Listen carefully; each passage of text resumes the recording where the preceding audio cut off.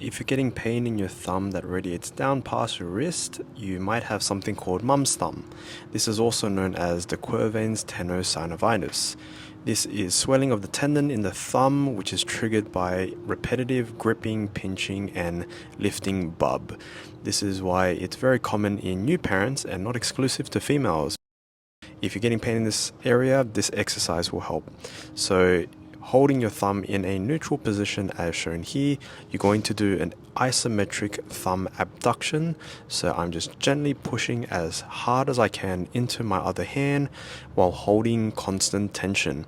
And the idea of this is you're using the tendon, but you're not stretching it and you're not pulling it. So it's going to lead to a strengthening effect, and it's also going to desensitize it so the pain will decrease. 45 seconds on, 45 seconds rest. I like to alternate thumbs, and after 4 to 5 sets, you will start to get pain relief. Good luck.